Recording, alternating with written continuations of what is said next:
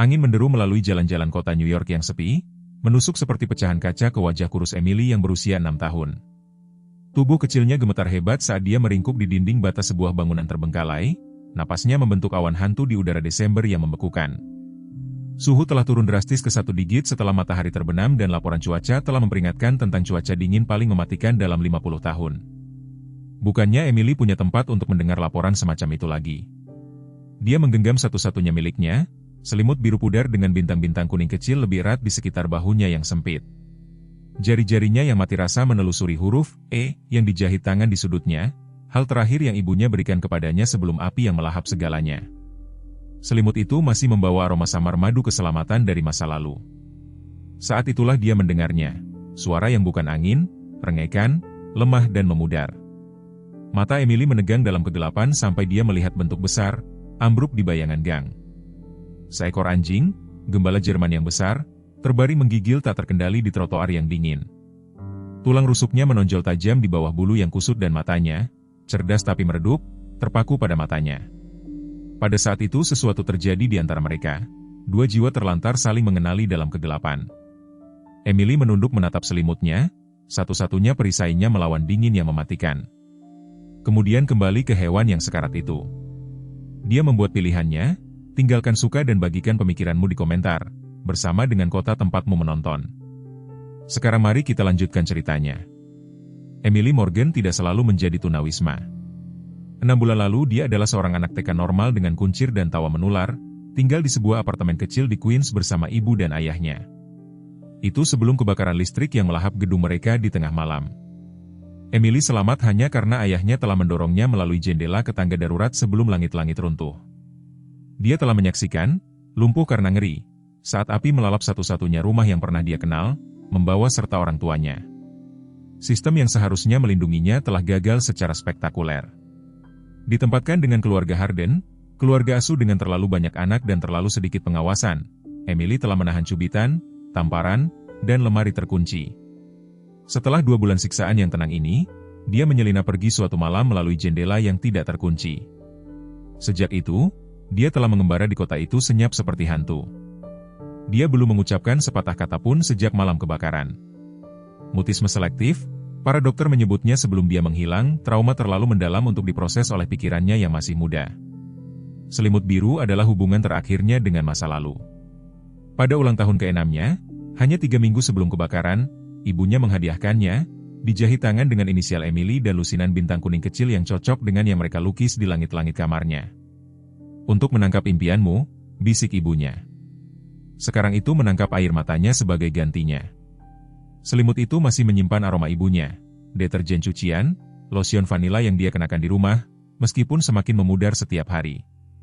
Emily akan menekannya ke wajahnya setiap malam sebelum tidur, menghirupnya dalam-dalam, mencoba menjaga ingatan itu tetap hidup. Gembala Jerman yang sekarang terbaring di depannya sangat besar, meskipun keadaannya kurus. Bulunya, meskipun kotor dan kusut, menunjukkan tanda-tanda pernah mengkilap dan terawat baik. Tapi matanya lah yang menarik perhatian Emily.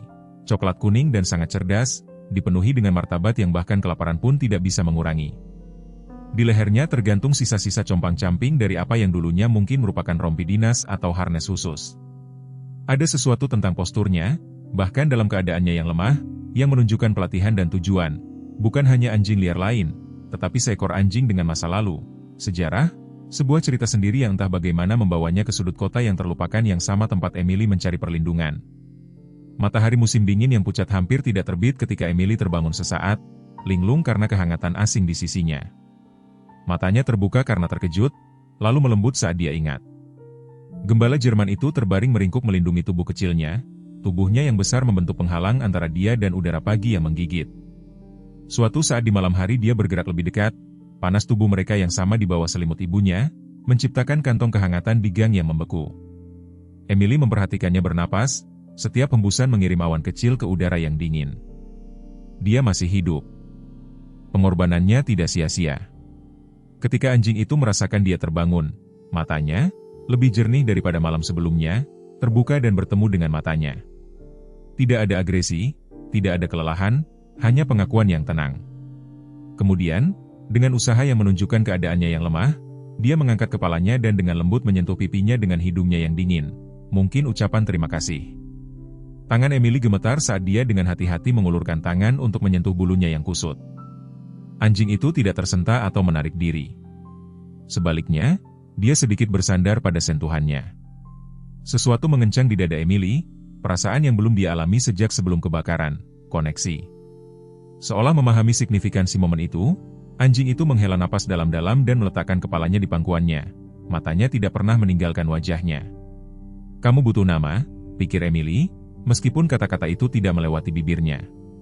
Dia belum berbicara selama 6 bulan, tidak sejak dia berteriak memanggil orang tuanya saat petugas pemadam kebakaran menariknya dari tangga darurat. Tapi dalam benaknya dia membolak-balik kemungkinan, akhirnya memutuskan satu yang sepertinya cocok dengan makhluk bermartabat di sampingnya. Bayangan, karena dia muncul dari kegelapan dan karena entah bagaimana dia tahu dia akan mengikuti kemanapun dia pergi. Rasa lapar akhirnya memaksa mereka keluar dari tempat berlindung mereka. Perut Emily mengerang kesakitan. Dia belum makan sejak memungut setengah sandwich dari tempat sampah sore sebelumnya. Bayangan, dia menduga, bahkan sudah lebih lama tidak makan. Mereka bergerak perlahan melalui kota yang terbangun, anjing itu berjalan dengan mantap di sisinya meskipun kelemahannya. Emily kagum bagaimana dia menyesuaikan langkahnya dengan langkahnya, tidak pernah menyimpang lebih dari 1 kaki, memposisikan dirinya di antara dia dan orang asing yang lewat dengan perubahan tubuhnya yang halus. Pada tengah hari mereka telah mencapai pintu masuk kereta bawah tanah yang sibuk dekat Herald Square. Orang-orang berlalu lalang, terjebak dalam ritme kehidupan mereka sendiri, mata mereka berpaling dari anak kecil kotor dan anjingnya yang kurus. Emily telah menemukan sejak awal dalam waktunya di jalanan bahwa ketidakterlihatan adalah kutukan dan berkah. Hari ini itu adalah kutukan. Tidak ada yang mau menatap matanya, yang berarti tidak ada yang mau membantu. Dalam keputusasaan, dia melakukan sesuatu yang belum pernah dia lakukan sebelumnya. Dia mulai bernyanyi. Sebelum kebakaran, Emily sangat menyukai musik. Ayahnya bermain gitar dan mereka bernyanyi bersama setiap malam. Suaranya, meskipun tidak digunakan selama berbulan-bulan, muncul dengan sangat jernih dan manis. Sebuah lagu menghantui, Kaulah Matahariku. Lagu terakhir yang dinyanyikan orang tuanya untuknya. Dia tidak bernyanyi untuk kata-katanya, yang kadang-kadang tersangkut dengan menyakitkan di tenggorokannya, tetapi untuk melodi yang terbawa bahkan ketika liriknya tidak muncul. Awalnya, tidak ada yang memperhatikan. Kemudian bayangan melakukan sesuatu yang tidak terduga. Saat Emily bernyanyi, dia duduk tegak di sampingnya. Posturnya tiba-tiba waspada dan bermartabat, meskipun tubuhnya kelaparan. Ketika seseorang berjalan terlalu dekat, dia mengeluarkan rengekan lembut, hampir musikal, tidak mengancam, hanya cukup untuk menarik perhatian. Seorang pengusaha berhenti, melirik ke bawah. Bayangan menatapnya, lalu melihat dengan sengaja ke arah Emily, lalu kembali ke pria itu. Mulut pengusaha itu berkedut. Dia merogoh sakunya dan menjatuhkan uang $5 ke tanah di dekat kaki Emily. Beli makanan, nak, gumamnya sebelum bergegas pergi. Sepanjang sore, bayangan mengulangi penampilan ini, bekerja bersamaan dengan nyanyian Emily. Menjelang matahari terbenam mereka telah mengumpulkan hampir $30, lebih banyak uang daripada yang dilihat Emily sejak menjadi tunawisma, cukup untuk makanan bagi mereka berdua. Dari seberang alun-alun yang ramai, Margaret Caldwell berdiri di jendela sebuah kafe kecil. Kopinya menjadi dingin di tangannya saat dia mengawasi pasangan yang tidak biasa itu. Di usia 62 tahun, dengan rambut peraknya yang ditarik ke belakang dalam sanggur rapi dan mantel wallnya yang mahal, dia bukanlah tipe orang yang berlama-lama di Manhattan melewati jam kerja. Namun ada sesuatu tentang gadis kecil dan gembala Jerman yang menghentikannya di jalurnya.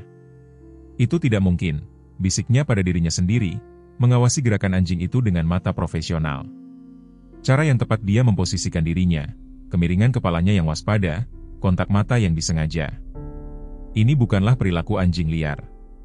Ini adalah indikator pelatihan yang dia kenali dari pengalaman profesional selama beberapa dekade. Tetapi gadis itulah yang benar-benar menarik perhatiannya. Begitu muda, begitu jelas sendirian. Namun ada sesuatu dalam cara dia membawa dirinya dalam nada jernih lagunya yang menembus kebisingan kota. Sesuatu yang menghantui yang tidak bisa diingat oleh Margaret. Margaret meraih teleponnya, lalu ragu-ragu. Siapa yang harus dia telepon? Layanan anak, polisi? Dia telah melihat terlalu banyak anak jatuh melalui celah-celah sistem yang bermaksud baik. Sebaliknya, dia membayar tagihannya dan melangkah keluar, bertekad untuk melihat lebih dekat. Namun, pada saat dia mencapai pintu masuk kereta bawah tanah, gadis dan anjing itu telah menghilang. Minggu berikutnya membawa intensitas berbahaya pada musim dingin yang sudah keras. Suhu turun lebih jauh saat ledakan Arktik melanda New York, mengubah kota menjadi gurun beku dari beton dan baja. Bagi Emily dan bayangan, setiap hari menjadi pertempuran yang semakin putus asa untuk bertahan hidup. Uang yang mereka peroleh hanya bertahan selama 3 hari, menyediakan makanan yang sangat sedikit yang hampir tidak menopang mereka melawan dingin yang brutal. Tempat tidur mereka yang biasa di belakang bangunan terbengkalai telah menjadi tidak aman. 2 kali sekarang petugas polisi telah menyapu bersih tempat penampungan sementara para tunawisma sebagai tanggapan atas keluhan dari bisnis terdekat. Tidak bisa memiliki pemandangan yang tidak sedap dipandang ini dengan turis liburan yang datang. Emily telah mendengar seorang petugas mengatakan saat dia dan bayangan bersembunyi di balik tempat sampah. Kota itu ingin populasi tunawismanya tidak terlihat, terutama anak-anak yang menimbulkan pertanyaan tidak nyaman tentang kegagalan layanan sosial. Seorang petugas hampir melihat mereka kemarin. Sorot senternya menyapu hanya beberapa inci dari tempat persembunyian mereka. Bayanganlah yang menyelamatkan mereka. Entah bagaimana, merasakan pendekatan itu sebelum Emily mendengar apapun, menyenggolnya bangun dan menariknya lebih dalam kebayangan dengan tarikan lembut di lengan bajunya. Naluri anjing itu luar biasa. Pelatihannya terbukti dalam bagaimana dia menavigasi bahaya kehidupan jalanan. Laporan cuaca yang dipasang di jendela sebuah toko elektronik memperingatkan tentang rekor dingin untuk malam yang akan datang. Batuk Emily memburuk suara gemerincing yang dalam yang membuatnya takut dengan ketekunannya. Bayangan memperhatikannya dengan mata khawatir, tetap lebih dekat dari sebelumnya, tubuhnya hangat menempel padanya setiap kali mereka beristirahat. Mereka perlu menemukan tempat yang lebih aman, lebih hangat, untuk malam itu. Emily memutuskan untuk mengambil risiko kereta bawah tanah sekali lagi untuk mendapatkan cukup uang mungkin untuk kamar motel murah hanya untuk malam itu. Saat jam sibuk malam dimulai, mereka memposisikan diri di dekat pintu masuk yang sama, tempat mereka pernah sukses sebelumnya. Emily mulai bernyanyi, suaranya lebih lemah dari sebelumnya tapi masih manis. Bayangan melakukan rutinitasnya yang sekarang dilatih, menangkap mata, mengarahkan perhatian ke anak kecil itu, dengan rengekan lembut. Beberapa koin berdenting ke dalam cangkir kecil yang Emily temukan tidak cukup, hampir tidak cukup. Seiring berjalannya malam, kerumunan menipis dan harapan Emily meredup seiring memudarnya cahaya siang. Dia sangat fokus pada nyanyiannya sehingga dia tidak memperhatikan 3 sosok yang mengawasi dari seberang jalan. Mata mereka menghitung saat mereka melacak koin-koin yang jatuh ke dalam cangkirnya. Saat itu hampir pukul 9 ketika Emily memutuskan untuk menyerah. Dia telah mengumpulkan lebih dari $15, tidak cukup untuk sebuah kamar, tetapi mungkin cukup untuk makanan panas dan beberapa jam di restoran yang hangat. Bayangan sepertinya merasakan keputusannya, berdiri dan meregangkan diri sebagai persiapan untuk pergi. Emily dengan hati-hati mengantongi uang itu dan melilitkan selimut ibunya lebih erat di sekitar bahunya. Mereka mengambil jalan pintas yang mereka temukan awal pekan itu, sebuah gang sempit yang memotong di antara 2 bangunan dan akan membawa mereka menuju restoran 24 jam tempat juru masak malam kadang-kadang menyelipkan panekuk Emily jika dia tiba setelah tengah malam ketika manajer telah pergi. Gang itu gelap, hanya diterangi oleh cahaya lampu jalan yang jauh di kedua ujungnya. Nah, apa yang kita punya di sini?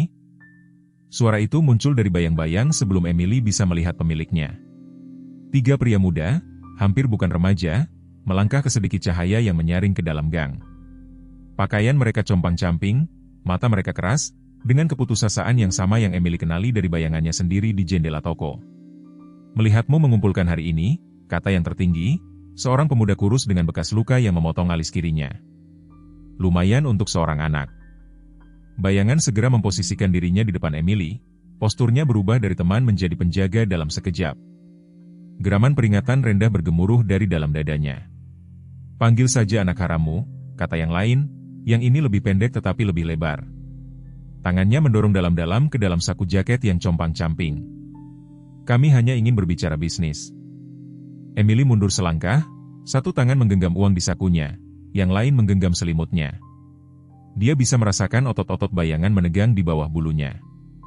Jangan bodoh, kata yang ketiga, suaranya lebih lembut tetapi entah bagaimana lebih mengancam. Di luar sangat dingin. Kamu pikir anjing itu akan melindungimu? Kami hanya menginginkan apa yang kamu kumpulkan hari ini.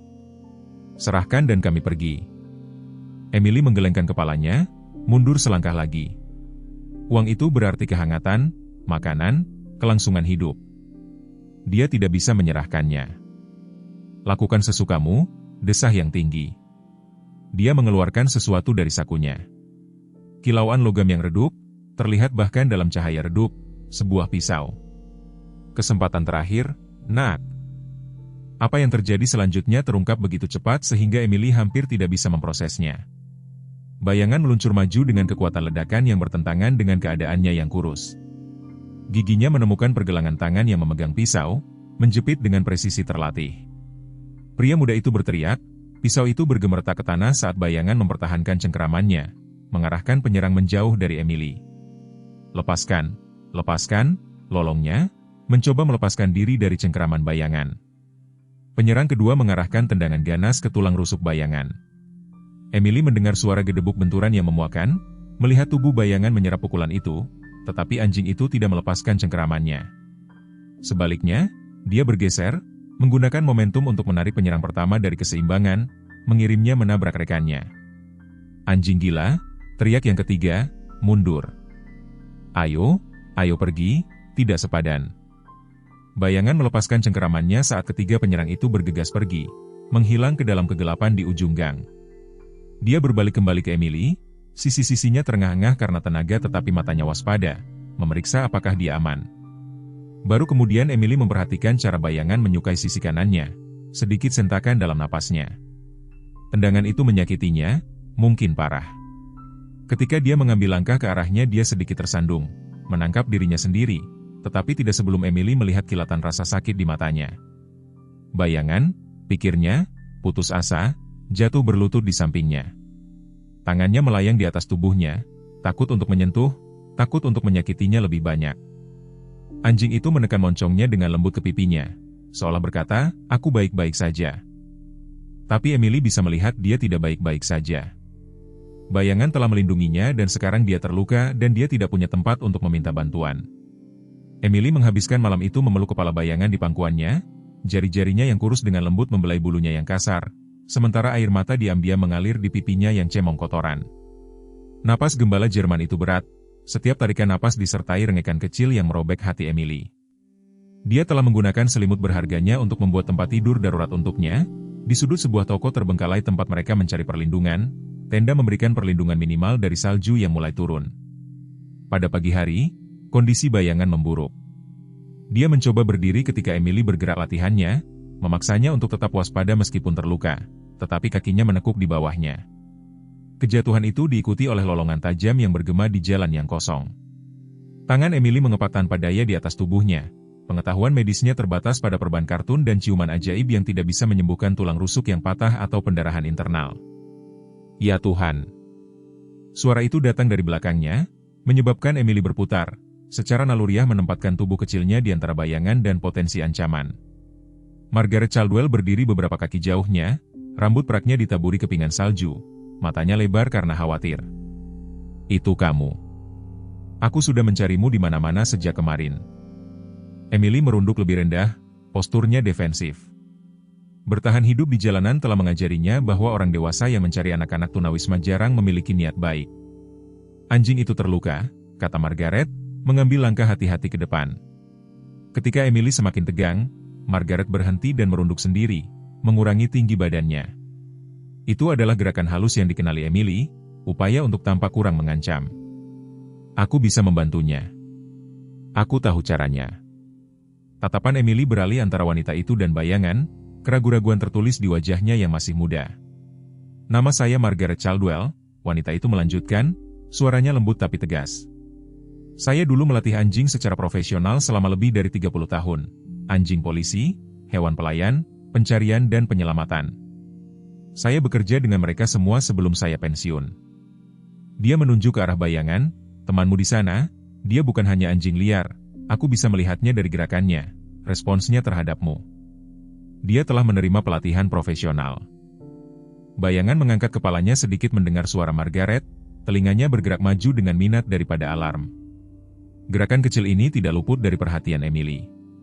Bayangan telah terbukti sangat akurat dalam menilai karakter selama waktu singkat mereka bersama. Saya mengawasi kalian berdua kemarin, jelas Margaret. Cara dia bekerja denganmu saat kamu bernyanyi, itu bukan perilaku biasa. Saya ingin mendekatimu saat itu, tetapi kamu menghilang. Ekspresinya melembut. Aku telah kembali ke tempat itu berharap untuk menemukanmu lagi. Ketika aku mendengar tentang gangguan di daerah ini tadi malam yang melibatkan seorang anak dan gembala Jerman, aku mengikuti firasatku. Emily tetap diam, tetapi postur defensifnya sedikit mengendur. Bertahun-tahun yang lalu, lanjut Margaret, suaranya menjadi jauh. Saya memiliki gembala Jerman sendiri, garis keturunan juara, pelatihan terbaik. Dia dicuri dari properti saya. Saya tidak pernah menemukannya. Matanya terfokus tajam pada bayangan lagi. Anjingmu mengingatkanku padanya dalam beberapa hal, tapi dia menggelengkan kepalanya. Itu 7 tahun lalu. Ini bukan hewan yang sama. Bayangan merengek lagi, rasa sakitnya menjadi lebih jelas setiap menit. Tatapan Margaret beralih ke sisi anjing itu, tempat bulu kusut menyembunyikan tingkah cederanya. Aku tidak akan mengambilnya darimu, kata Margaret tegas, seolah membaca ketakutan Emily. Tapi dia membutuhkan perhatian medis. Aku punya koneksi dengan dokter hewan yang tidak akan bertanya. Tolong biarkan aku membantunya. Emily menggigit bibir bawahnya, pikirannya yang masih muda berlomba-lomba melalui pilihan terbatas. Bayangan telah melindunginya, mungkin telah menyelamatkan hidupnya. Sekarang dia menderita karenanya. Pilihannya menjadi jelas ketika bayangan mencoba bangkit lagi dan ambruk dengan tangisan yang lebih memilukan. Dengan tangan gemetar, Emily mengumpulkan selimutnya di sekitar bayangan sebaik mungkin, lalu menatap Margaret dengan izin yang jelas di matanya. Terima kasih, kata Margaret sederhana. Dia mengeluarkan teleponnya. Mobilku ada di sudut jalan. Aku akan menelepon temanku Dr. Wells sekarang untuk menemui kita di kliniknya. 30 menit kemudian, Emily duduk kaku di bangku kayu di ruang pemeriksaan klinik hewan kecil. Tangannya mengepal erat di pangkuannya saat Dr. Samantha Wells, seorang wanita dengan mata yang baik dan efisiensi dalam gerakannya, memeriksa bayangan di atas meja baja tahan karat. Margaret berdiri di dekatnya, kadang-kadang menerjemahkan komentar dokter hewan ke dalam istilah yang lebih sederhana untuk keuntungan Emily. 2 tulang rusuk patah, Dr. Wells menyimpulkan, jari-jarinya dengan lembut memeriksa sisi bayangan. Dan beberapa memar yang dalam, tetapi tidak ada tanda-tanda pendarahan internal, yang merupakan kabar baik. Dia sangat kekurangan gizi dan dehidrasi, tetapi sangat kuat mengingat kondisinya. Dia melirik Emily. Dia pasti sudah merawatnya dengan baik. Emily menatap sepatunya, tidak nyaman dengan pujian yang tidak pantas dia rasakan. Masalah yang mengkhawatirkan adalah cedera lama, Dr. Wells melanjutkan, menjalankan tangannya di sepanjang tulang belakang bayangan. Patah tulang yang sembuh ini, jaringan parut itu. Dia telah mengalami trauma yang signifikan sebelum kamu menemukannya. Saya memperkirakan beberapa cedera ini berusia 6 hingga 8 bulan. Alis Margaret berkerut-kerut. Pelecehan? Dr. Wells menggelengkan kepalanya. Tidak harus. Lebih konsisten dengan kecelakaan, jatuh atau benturan. Pola itu tidak menunjukkan pelecehan sistematis. Dia mulai menyiapkan suntikan. Aku akan memberinya sesuatu untuk rasa sakit dan memasang infus untuk cairan dan antibiotik. Tulang rusuk akan sembuh sendiri dengan istirahat, tetapi kita perlu mengatasi kekurangan gizi segera. Emily memperhatikan saat dokter bekerja, wajah kecilnya adalah topeng kekhawatiran. Ketika Dr. Wells selesai, dia mendekati Emily secara langsung, berlutut untuk menemuinya sejajar dengan mata. Anjingmu akan baik-baik saja, katanya dengan lembut. Dia tangguh dan dia seorang pejuang, tetapi dia membutuhkan istirahat, makanan yang baik, dan tempat yang hangat untuk pulih. Apakah kamu mengerti? Emily mengangguk dengan sungguh-sungguh. Bagus.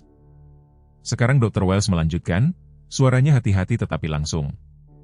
Aku perlu bertanya tentangmu. Apakah kamu terluka dimanapun? Apakah kamu membutuhkan perhatian medis? Emily menggelengkan kepalanya, dengan cepat menyusut sedikit. Dr. Wells bertukar pandang dengan Margaret. Margaret memberitahuku namamu Emily, benarkah? Anggukan kecil lagi. Sementara bayanganmu akan perlu menginap di sini semalam untuk observasi. Bagaimana denganmu? Apakah kamu punya tempat yang aman untuk dituju? Mata Emily melesat ke pintu, tubuhnya menegang dengan naluri untuk melarikan diri. Margaret segera mengenali tanda-tandanya. Emily, kata Margaret lembut, aku punya rumah di luar kota. Ini pertanian, sungguh, dengan banyak ruang. Aku punya anjing lain di sana, anjing yang telah aku selamatkan, anjing yang aku latih. Bayangan akan memiliki banyak ruang untuk pulih di sana. Dia berhenti, memilih kata-katanya selanjutnya dengan hati-hati. Dan ada ruang untukmu juga, jika kamu mau, hanya sampai bayangan membaik, jika itu yang kamu inginkan. Ekspresi Emily tetap waspada, tetapi Margaret bisa melihat perhitungan terjadi di balik mata muda itu, menimbang risiko terhadap kebutuhan bayangan. Tidak ada yang akan memaksamu untuk tinggal, Margaret menambahkan. Tapi malam ini di bawah nol dan bayangan juga membutuhkanmu. Dia akan sembuh lebih cepat jika kamu ada di dekatnya. Argumen itu mencapai Emily di mana yang lain mungkin gagal. Dia memberikan anggukan kecil, meskipun posturnya tetap waspada. Perjalanan ke properti Margaret memakan waktu hampir 1 jam, membawa mereka menjauh dari lanskap perkotaan padat kota New York ke lingkungan Westchester County yang lebih luas. Emily menempelkan wajahnya ke jendela mobil, menyaksikan kota surut dan memberi jalan ke ladang yang tertutup salju dan perkembangan yang lebih jarang. Dia telah lupa bahwa ada dunia di luar beton dan gedung pencakar langit. Peternakan Margaret ternyata menjadi rumah pertanian kolonial yang dipugar yang terletak jauh dari jalan di atas 15 hektar tanah. Saat mereka masuk ke jalan masuk yang panjang, Emily bisa melihat beberapa bangunan tambahan, termasuk apa yang tampak seperti fasilitas kandang modern yang besar dan lapangan pelatihan yang saat ini diselimuti salju. Tidak terlihat banyak sekarang di musim dingin, komentar Margaret saat dia parkir, tapi di musim semi itu cukup indah. Anjing-anjing menyukainya. Seolah dipanggil oleh kata-katanya, beberapa gonggongan terdengar dari bangunan kandang, yang terhubung ke rumah utama oleh jalan setapak tertutup. Emily menegang mendengar suara itu. Jangan khawatir, Margaret meyakinkannya. Semua anjing ada di kandang mereka sekarang. Kamu tidak perlu bertemu salah satu dari mereka sampai kamu siap. Bagian dalam rumah itu hangat dan mengundang, meskipun tidak mewah. Perabotan praktis, kompor kayu berderak di ruang tamu, dan dinding yang dipenuhi dengan foto-foto anjing. Anjing yang mengenakan rompi dinas, anjing bersama petugas polisi, anjing yang menerima pita di apa yang tampak seperti kompetisi. Kamar tamu ada di sana, kata Margaret, menuntun Emily menaiki tangga. Ada kamar mandinya sendiri. Ada handuk bersih, jika kamu ingin mandi, aku bisa mencari pakaian yang mungkin cocok untukmu. Aku menyimpannya untuk keponakanku ketika mereka berkunjung. Kamar tidur itu sederhana tetapi nyaman, dengan tempat tidur ganda yang ditutupi selimut patchwork, lemari, dan jendela yang menghadap properti.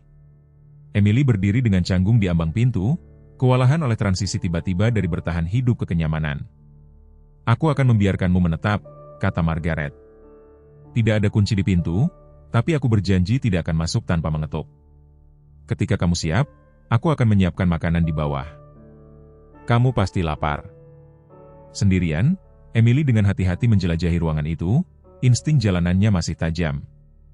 Dia memeriksa jendela. Jendela itu mudah dibuka dan tidak jauh dari atap beranda yang bisa menjadi jalur pelarian jika diperlukan.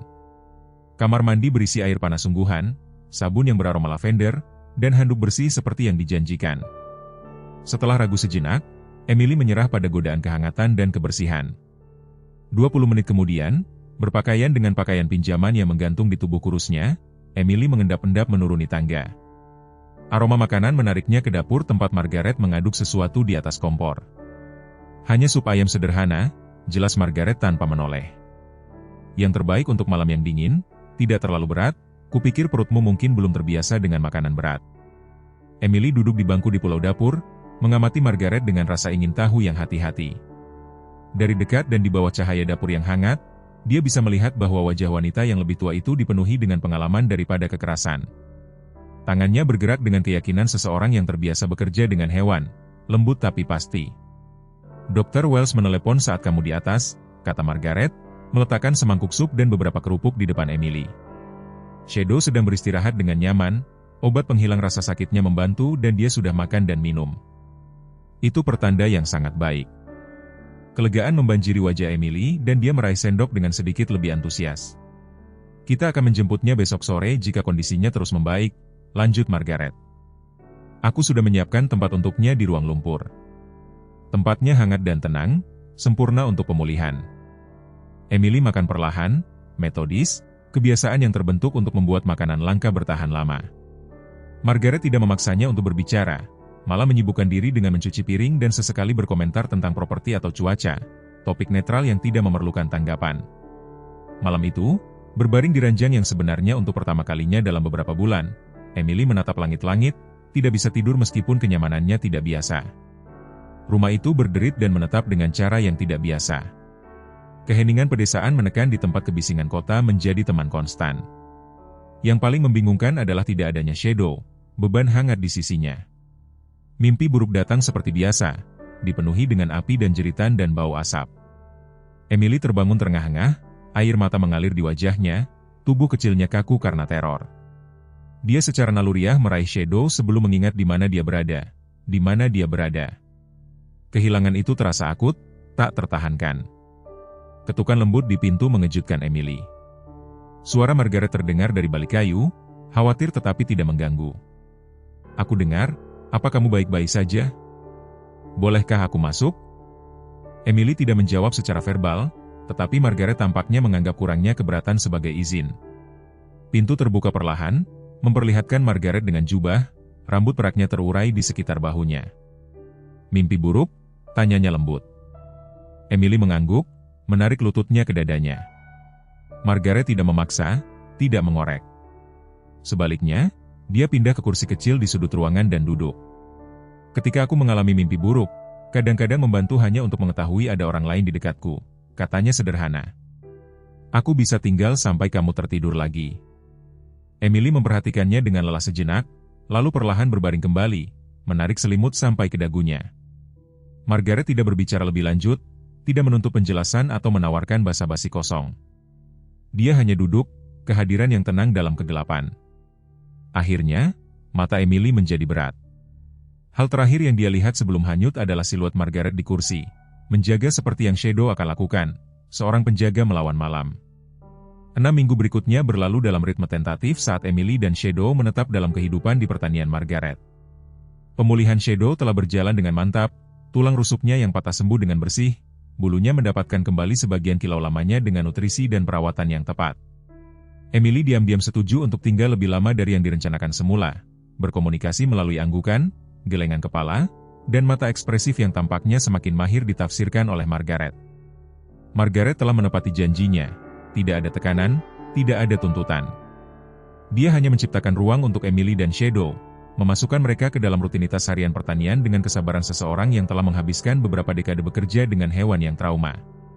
Apa yang dimulai sebagai Emily yang gugup mengawasi Margaret melatih anjing-anjingnya dari kejauhan secara bertahap berevolusi menjadi anak itu duduk lebih dekat, mengamati dengan saksama saat Margaret mendemonstrasikan perintah dan teknik. Pada minggu kelima, Emily mulai membantu dengan tugas-tugas kecil, memegang tali, mengisi ulang mangkuk air, bahkan membantu perawatan dasar di bawah bimbingan Margaret yang cermat. Anjing-anjing lain beragam koleksi penyelamatan dan prospek pelatihan telah menerimanya ke dalam kelompok mereka dengan sangat mudah. Shadow, begitu cukup kuat, juga telah terintegrasi dengan mulus, menunjukkan disiplin dan kecerdasan yang mengkonfirmasi penilaian awal Margaret tentang latar belakang pelatihannya. Februari telah memberi jalan kepada Maret, membawa suhu yang sedikit lebih hangat yang mencairkan bercak salju di sekitar properti. Emily mulai menemani Margaret dan Shadow berjalan-jalan singkat di sekitar perimeter.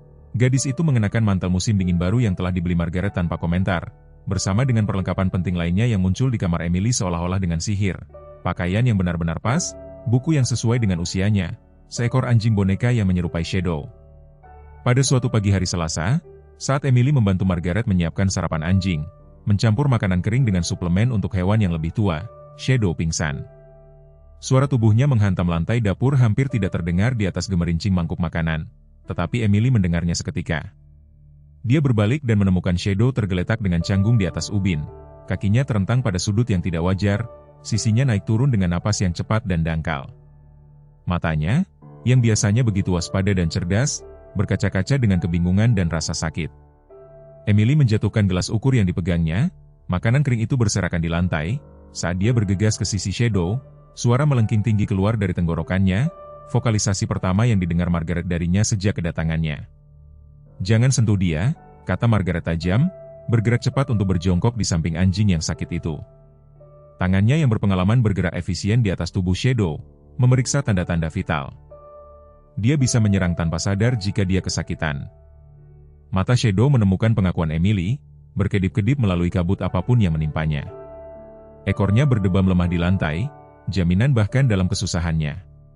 "Telepon Dr. Wells," perintah Margaret, suaranya tenang tapi mendesak, saat dia meraih teleponnya dan mendorongnya ke arah Emily. "Katakan padanya ini darurat." Shadow mengalami semacam episode. Emily menatap telepon, lalu kembali ke Margaret, kepanikan terlihat di matanya. Dia tidak bisa berbicara, bahkan untuk Shadow. Pengertian menyinari wajah Margaret. "Aku akan menelepon," katanya, mengambil kembali telepon itu. "Kamu tetap bersamanya, buat dia tenang, tapi jangan coba-coba memindahkannya." 1 jam berikutnya berlalu dalam kesibukan yang membingungkan. Dr. Wells tiba dalam waktu singkat, SUV-nya menyemprotkan kerikil saat dia masuk ke jalan masuk. Pemeriksaan dilakukan di lantai dapur, karena memindahkan Shadow tampaknya terlalu berisiko. Emily berlutut di dekat kepalanya sepanjang waktu, tangan kecilnya beristirahat ringan di lehernya di mana dia bisa merasakan denyut nadinya, terlalu cepat, terlalu tidak teratur. "Aku perlu membawanya ke klinik segera," Dr. Wells akhirnya mengumumkan, ekspresinya suram. "Gejala-gejala ini, aku perlu menjalankan tes, mengambil gambar. Bisa jadi beberapa hal, tidak satupun dari mereka yang baik." "Apa yang kamu pikirkan?" tanya Margaret, sudah meraih kunci mobilnya. Mengingat riwayat traumanya, cedera sebelumnya dan gejala neurologis ini, Dr. Wells ragu-ragu, melirik Emily sebelum merendahkan suaranya. "Bisa jadi cedera laten yang baru sekarang muncul, trauma kepala, kompresi tulang belakang atau..." Dia berhenti, massa yang menekan otaknya atau tulang belakangnya. Petugas pemadam kebakaran berjuang untuk mencegah penyebarannya ke area kandang dan rumah utama. Mitchell berdiri di dekatnya. Pengalamannya terbukti saat dia mengarahkan seorang sukarelawan memegang tali yang terpasang pada beberapa anjing Margaret yang telah dievakuasi. "Apa yang terjadi?" Margaret memanggil, bergegas ke arahnya. "Kebakaran listrik di sayap timur." Mitchell menjawab dengan muram. "Mulai sekitar 1 jam yang lalu. Kami sudah mengeluarkan sebagian besar anjing." Tetapi dia terganggu oleh teriakan panik dari salah satu petugas pemadam kebakaran yang muncul dari ambang pintu berasap. "Lorong interior telah runtuh. Kami tidak dapat mencapai kandang belakang."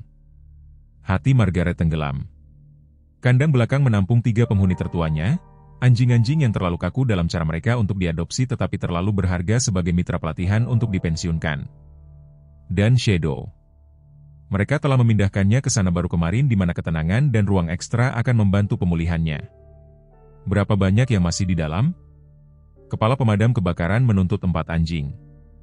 Mitchell menjawab, wajahnya pucat, termasuk Ranger Emily, yang telah mengikuti Margaret meskipun instruksi untuk tetap di mobil. Membeku pada informasi ini, matanya tertuju pada bangunan yang terbakar, tubuh kecilnya gemetar, bukan karena ketakutan tetapi dengan pengakuan yang mengerikan. Api lagi mengambil semua yang dia cintai lagi. Sebelum ada yang bisa bereaksi, Emily berlari menuju gedung. "Emily, jangan!" Margaret menjerit, menerjang mengejarnya tetapi meleset dari lengannya beberapa inci. Gadis itu sangat cepat, ukurannya yang kecil memungkinkannya untuk menunduk di bawah pita pembatas dan melewati seorang petugas pemadam kebakaran sebelum ada yang bisa mencegatnya. Dia menghilang ke dalam gedung melalui pintu samping yang belum dilalap api. "Keluarkan dia dari sana," kepala pemadam kebakaran berteriak, segera mengarahkan 2 anak buahnya untuk mengikuti. Seluruh struktur bisa runtuh kapan saja. Margaret mencoba mengikuti tetapi secara fisik ditahan oleh Mitchell. "Kamu tidak bisa masuk ke sana," katanya dengan tegas, meskipun suaranya sendiri bergetar karena emosi. "Biarkan para profesional yang menanganinya." Menit-menit menyakitkan berlalu. Kedua petugas pemadam kebakaran yang masuk setelah Emily muncul sambil batuk, ekspresi mereka suram. "Tidak bisa masuk," lapor salah satu di antara napas. "Lorong-lorong benar-benar terhalang dan panasnya terlalu hebat untuk peralatan kami. Kami tidak bisa melihat gadis itu." Margaret merasakan lututnya lemas. Lengan kuat Mitchell di pinggangnya adalah semua yang membuatnya tetap tegak. Setelah semuanya, menemukan Emily, menemukan hubungan mereka, berjuang untuk mempertahankannya, untuk kehilangan dia sekarang dari musuh yang sama yang telah mengambil orang tuanya, tampaknya merupakan kekejaman yang tak tertahankan. Keributan di sisi jauh gedung menarik perhatian mereka. Seseorang berteriak, menunjuk ke sebuah jendela kecil di dekat permukaan tanah, pintu keluar darurat dari area kandang yang telah dipasang setelah renovasi sebelumnya. Jendela itu pecah, pecahan kaca luar berkilauan dalam cahaya api. Seekor anjing muncul, salah satu penghuni yang lebih tua, bergerak kaku tetapi hidup. Kemudian yang lain, yang ini batuk tetapi bergerak. Yang ketiga mengikuti, bulunya hangus tetapi gerakannya bertujuan. Dan kemudian, yang luar biasa, Shadow muncul di bingkai jendela. Terlepas dari kondisinya yang lemah, terlepas dari tekanan pada otaknya yang membuatnya hampir tidak bisa berjalan pagi itu. Dia bergerak dengan tekad, di belakangnya, mendorong dan membimbing. Wajahnya berlumuran jelaga, tetapi matanya tajam dengan tujuan. "Apakah Emily di sana?" Seseorang berteriak. Dia menemukan jalan keluar lain. Petugas pemadam kebakaran bergegas ke jendela, membantu mengeluarkan anjing terakhir dan meraih Emily, yang membiarkan dirinya ditarik hanya setelah Shadow aman di luar. Saat kakinya menyentuh tanah, kakinya menyerah dan dia berlutut di samping Shadow, satu lengan terentang di sisi tubuhnya yang terengah-engah. Margaret melepaskan diri dari lengan penahan Mitchell dan berlari ke arah mereka, jatuh ke tanah dan mengumpulkan Emily di dadanya, tanpa menghiraukan jelaga dan abu yang menutupi mereka berdua. "Jangan pernah melakukan itu lagi," dia terisak, memeluk anak itu dengan kekuatan putus asa. "Apakah kamu mengerti saya?" "Tidak pernah lagi." Emily tetap dalam pelukannya selama beberapa detak jantung, lalu dengan lembut menarik diri. Dia menatap Margaret, lalu pada kerumunan orang di sekitar mereka. Mitchell, petugas pemadam kebakaran, tetangga yang datang untuk membantu. Pandangannya kembali ke Shadow, yang terbaring kelelahan tetapi waspada di sisinya, dan kemudian, dengan suara serak karena tidak digunakan tetapi cukup jelas untuk didengar oleh mereka yang terdekat dengannya, Emily mengucapkan kata-kata pertamanya dalam 8 bulan. "Shadow menyelamatkan saya." Pertama, pernyataan sederhana itu tergantung di udara, syarat dengan makna. Margaret menatap keponakannya, tidak mengerti pada awalnya. Kemudian, dengan pemahaman yang mulai tumbuh kebakaran apartemen. Mitchell berkata perlahan, bagian-bagian itu cocok di benaknya. East 83rd Street. Itu adalah penempatan terakhir Ranger sebelum dia menghilang. Dia mencari korban selamat di tangga timur ketika struktur itu runtuh. Emily mengangguk, tangannya bertumpu di kepala Shadow. "Dia menemukan saya," bisiknya, kata-kata itu datang lebih mudah sekarang, seolah menerobos bendungan. "Di kamarku ibu dan ayah sudah," dia menelan ludah. Dia mendorongku ke arah jendela, tangga darurat. Lalu sesuatu jatuh dan aku tidak bisa melihatnya lagi. Petugas pemadam kebakaran datang dan membawaku turun, tetapi Shadow sudah pergi. Wahyu itu membuat semua orang terdiam. Shadow, atau Ranger seperti yang dikenal saat itu, telah menyelamatkan Emily dari kebakaran yang merenggut nyawa orang tuanya. Entah bagaimana dia selamat dari keruntuhan yang semua orang kira telah membunuhnya, melarikan diri dari gedung dan berakhir di jalanan terluka dan sendirian, sama seperti Emily setelah melarikan diri dari rumah asuhnya yang kasar. "Dan kemudian kamu menyelamatkannya," kata Margaret dengan lembut, memahami simetri ikatan mereka, hutang yang dibayar lunas pada malam yang membekukan itu ketika Emily memberikan satu-satunya miliknya untuk menjaga anjing itu tetap hidup. Emily mengangguk, jari-jarinya dengan lembut membelai bulu Shadow. "Kami saling menemukan lagi," katanya sederhana, seolah itu adalah hal yang paling alami di dunia. Mungkin bagi pikirannya yang muda itu bukan kebetulan yang ajaib, tetapi cara segala sesuatu seharusnya terjadi. Alam semesta menulis dirinya sendiri setelah begitu banyak kesalahan. Kepala pemadam kebakaran mendekat ekspresinya, campuran kekaguman dan kepedulian profesional.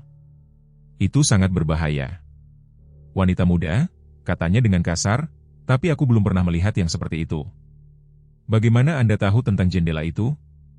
Dan bagaimana Anda membuat anjing-anjing itu mengikuti Anda?" "Mereka seharusnya panik dalam asap itu." Emily menatapnya, lalu ke arah Margaret, ketidakpastian melintas di wajahnya. "Mereka mengerti," katanya akhirnya.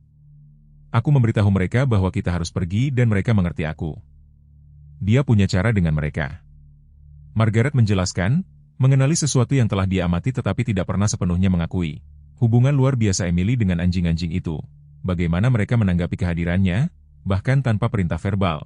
Bagaimana Shadow telah mengenali kelayakannya pada malam pertama itu, terlepas dari penderitaannya sendiri. Wajah Emily, meskipun berlumuran jelaga, memiliki animasi baru, seolah-olah tindakan berbicara, setelah sekian lama menceritakan kebenarannya, telah membangkitkan sesuatu yang tidak aktif di dalam dirinya.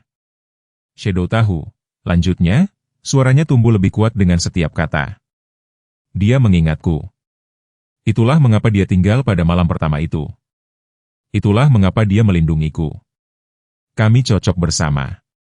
Saat teknisi medis darurat mendekat untuk memeriksa Emily apakah ada luka, dia tetap memegang erat Shadow, menolak untuk dipisahkan bahkan untuk perawatan. Anjing itu, terlepas dari kelelahan dan kondisi medisnya, tetap sama waspadanya, matanya tidak pernah meninggalkan wajahnya. Margaret mengawasi mereka, Pasangan yang bersatu ini yang telah saling menemukan melawan segala rintangan, yang telah menyelamatkan satu sama lain dalam lebih dari satu cara dan merasakan kepastian menetap di atasnya. Apapun pertempuran hukum yang masih terbentang di depan, tantangan apapun yang dihadapi kesehatan Shadow, mereka akan menghadapinya bersama. Alam semesta, tampaknya, telah membawa mereka semua bersama untuk suatu tujuan. Anak yang hilang, anjing yang terluka, wanita kesepian membentuk sebuah keluarga dari pecahan-pecahan kehidupan mereka yang terpisah. Kisah gadis 6 tahun yang mempertaruhkan nyawanya untuk menyelamatkan 4 anjing dari bangunan yang terbakar menyebar ke seluruh komunitas seperti api. Stasiun berita lokal yang sebelumnya meliput penggalangan dana medis Shadow sekarang memperluas fokus mereka untuk memasukkan kepahlawanan Emily dan hubungan luar biasa antara anak dan anjing yang telah menyelamatkan satu sama lain. Westchester County Herald menjalankan artikel halaman depan dengan judul "Penyelamatan Lingkaran Penuh. Anjing dan anak bersatu kembali untuk saling menyelamatkan", menampilkan foto Emily yang duduk di samping Shadow, tangannya yang kecil bertumpu dengan melindungi di kepalanya. Donasi mengalir untuk dana operasi Shadow. Apa yang tampak sebagai kendala keuangan yang tidak dapat diatasi pada hari Senin telah sepenuhnya didanai pada Rabu sore, dengan kontribusi tambahan yang ditujukan untuk perawatan pasca operasinya. Dr. Wells bergerak cepat untuk menjadwalkan prosedur dengan ahli bedah saraf hewan terkenal di Rumah Sakit Hewan Universitas Cornell, tidak ingin membuang waktu lagi sekarang karena hambatan keuangan telah dihilangkan. Prognosisnya bagus, Dr. Wells meyakinkan Margaret dan Emily saat mereka bersiap untuk mengangkut Shadow ke Rumah Sakit Universitas. Lokasi tumornya menantang tetapi dapat diakses, dan kesehatan keseluruhannya telah meningkat secara signifikan dalam perawatan Anda. Emily mengangguk dengan sungguh-sungguh, jari-jarinya terjalin di bulu Shadow.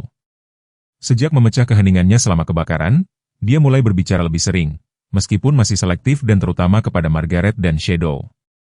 Setiap kata tampak dipilih dengan hati-hati, seolah-olah dia menjatahnya setelah sekian lama tidak digunakan. Dia akan kembali, kata Emily dengan kepastian yang tenang, menyapa Dr. Wells secara langsung untuk pertama kalinya. Bukan pertanyaan, tetapi pernyataan iman. Dr. Wells berlutut untuk menatap mata Emily. Kami akan melakukan segala yang mungkin untuk memastikan itu, janjinya, dan Anda akan dapat mengunjunginya selama pemulihannya. Saat Shadow dengan lembut dimasukkan ke dalam kendaraan transportasi, petugas Mitchell menghampiri Margaret dan Emily. Dia tetap di Westchester sepanjang krisis, menjadi sekutu dan pembela yang tak terduga.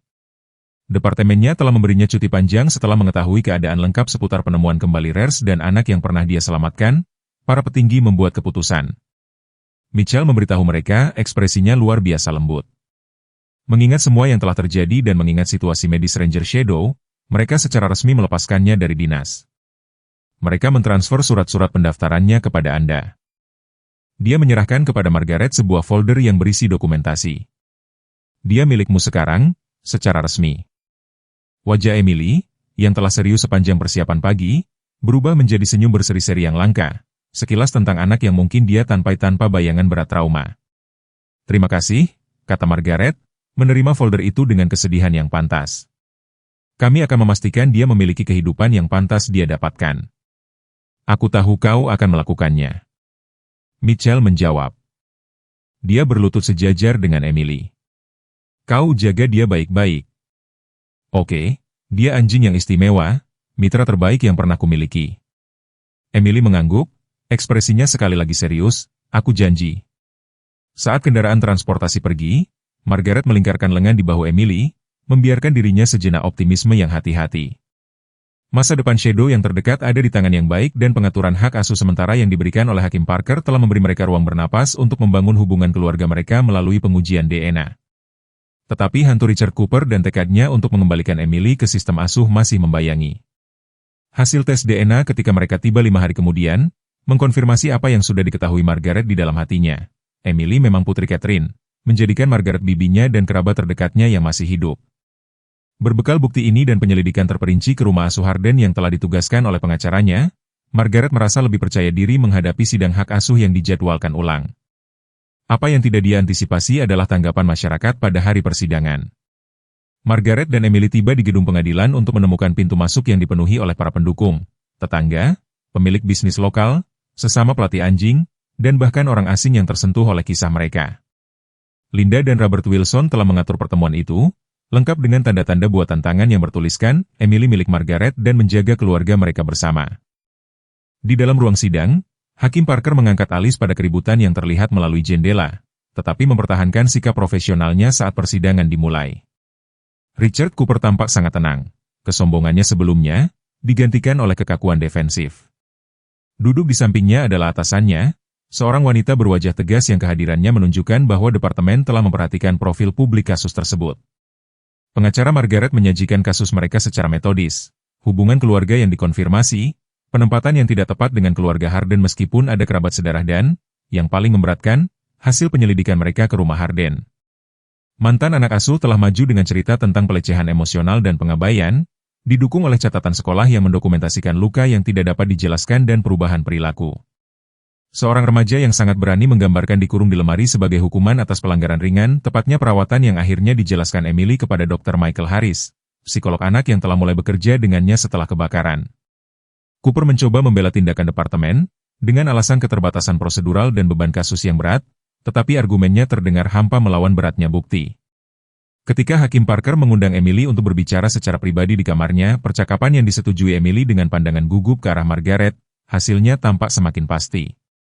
15 menit kemudian mereka kembali ke ruang sidang. Ekspresi Emily tenang, bertekad, Hakim Parker profesional netral, tetapi dengan kelembutan di sekitar matanya yang belum pernah ada sebelumnya. Setelah meninjau semua bukti dan kesaksian dalam masalah ini, Hakim Parker mengumumkan, pengadilan menemukan bahwa demi kepentingan terbaik Emily Morgan untuk ditempatkan di bawah hak asuh permanen bibinya, Margaret Caldwell. Selain itu, saya merekomendasikan penyelidikan penuh terhadap praktik penempatan yang melibatkan rumah asuh Harden dan penanganan Tuan Cooper atas kasus ini dan kasus serupa.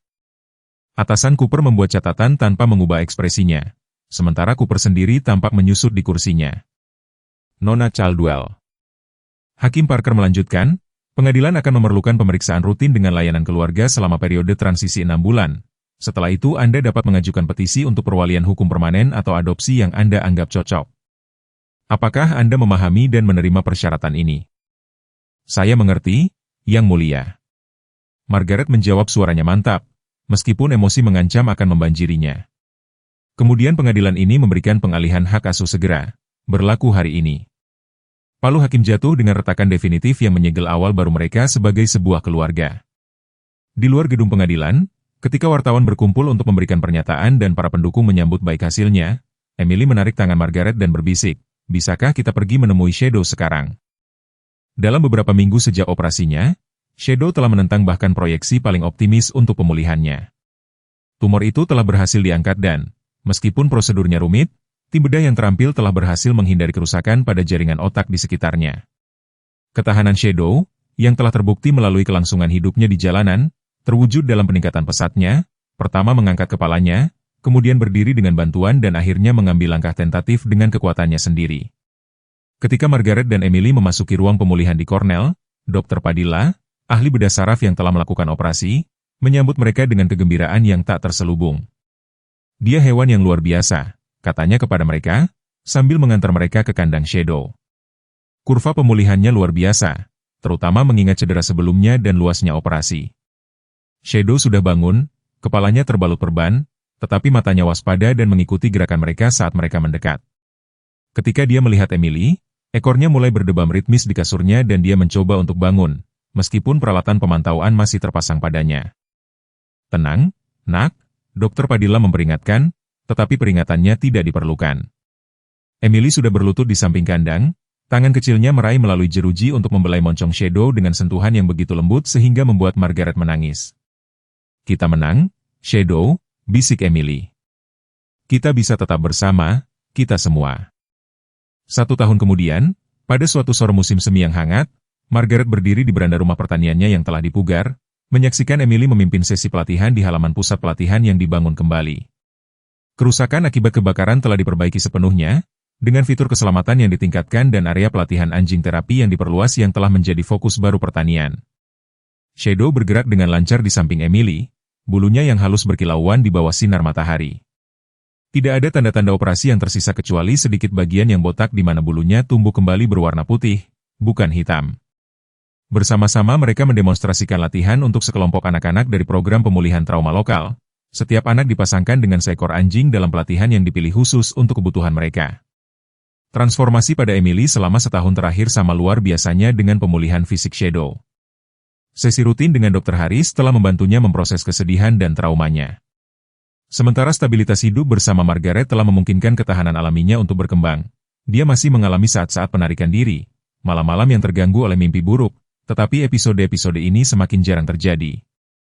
Yang paling mencolok adalah munculnya bakatnya yang luar biasa dengan anjing. Apa yang Margaret amati secara naluriah, orang lain sekarang mengakui sebagai sesuatu yang luar biasa. Pemahaman intuitif Emily tentang perilaku anjing, kemampuannya untuk mencocokkan anjing dengan anak-anak yang paling membutuhkan, instruksinya yang sabar yang entah bagaimana menjembatani kesenjangan komunikasi antar spesies.